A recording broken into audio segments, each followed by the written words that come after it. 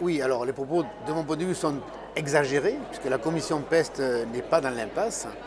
Mais effectivement, elle est composée de membres, 30 membres composent la commission PEST, et puis les coordinateurs ou les porte-paroles qui représentent la parole des 8 groupes politiques. Nous travaillons à ces deux niveaux.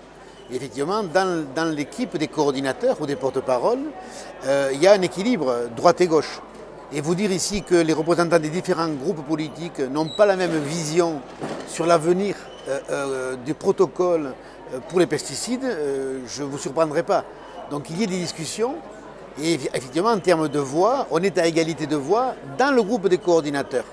En gros 15 voix pour la droite du Parlement et 15 voix pour la gauche du Parlement. Voilà. Mais cet équilibre-là n'est pas le même au sein de la commission pesticides.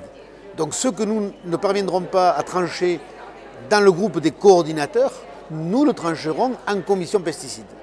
Voilà. Mais ça, d'autant que l'objectif, ce n'est pas de prendre part vers tel ou tel aspect, c'est d'évaluer le protocole actuel d'autorisation des molécules pour y amener des améliorations au regard de l'enjeu que représente la santé humaine des 500 millions d'Européens. Et j'ose espérer, en tant que président, que cet enjeu-là va transcender les positions divergentes de certains groupes politiques et que chacun prendra sa part de responsabilité pour pouvoir aller jusqu'au bout et faire des propositions à la Commission très concrètes.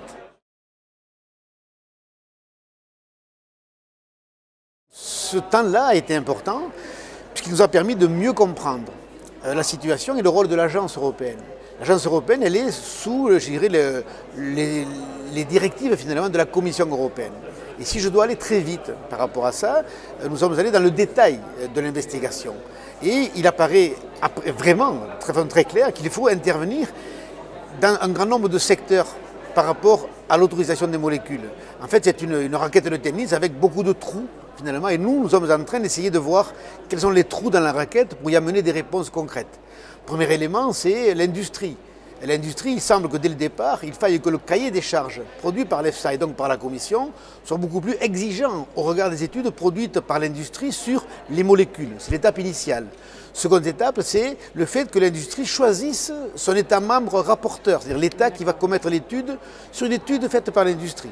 Il ne nous paraît pas convenable et convenant donc que l'industrie choisisse. Il appartiendra, de notre point de vue dorénavant, à ce que la Commission choisisse l'État membre qui va produire l'étude. Troisième étape, c'est les moyens de l'EFSA. Les moyens de l'EFSA, effectivement, sont sans commune mesure avec les moyens d'autres États continents et puis les moyens de l'industrie. C'est-à-dire qu'on a une recherche privée qui est très concentrée au niveau européen et on a une recherche publique qui est très atomisée au niveau européen.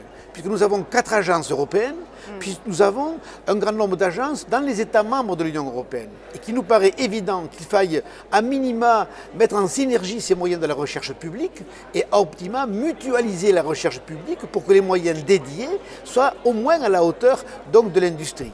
Et puis il nous paraît important que l'industrie participe du financement de la recherche publique, mais beaucoup plus conséquemment que ce qu'elle le fait aujourd'hui. Donc créer une taxe ou une redevance qui permette à la recherche publique d'avoir d'autres moyens nous paraît un élément important.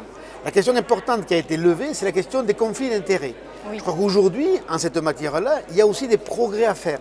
C'est-à-dire que la déclaration des conflits d'intérêts faite par les experts qui viennent travailler avec l'EFSA doivent être lus et analysés, non pas par l'EFSA elle-même, ça c'est notre point de vue, mais par des magistrats indépendants qui permettent de garantir l'indépendance des travaux des experts qui travaillent avec l'EFSA et puis la transparence des travaux. Donc c'est des éléments comme ça qui ont été appréhendés, comme il nous paraît aussi évident qu'il faille harmoniser les méthodologies d'évaluation, que ce soit de l'EFSA ou du CIRC, si on veut avoir des résultats probants dans les années à venir. Mais il faut que l'État français, ça me paraît important, au-delà des grandes annonces, fasse réellement ce qu'il dit. C'est-à-dire qu'on ne peut pas suivre l'adage de dire suivez ce que je dis mais ne faites pas ce que je fais finalement. Et l'exemple en date de ces derniers jours sur la question de l'huile de palme n'est pas là pour il est là pour nous interroger quand même sur la différence qu'il y a entre l'intention de l'État français et la réalité dans les faits probants aujourd'hui. Donc il faut vraiment que l'État français, ça c'est mon sentiment, joue un rôle particulier dans la réforme de la PAC à venir, mais également sur les enjeux de santé humaine, mais qui parlent d'une même voix. C'est-à-dire qu'on est un ministre de l'Environnement qui parle d'une même voix avec le ministre de l'Agriculture, qui parle d'une même voix avec le ministre de l'Économie ou avec le ministre de la Santé. Et si la position de la France est forte, l'Union s'en portera mieux demain.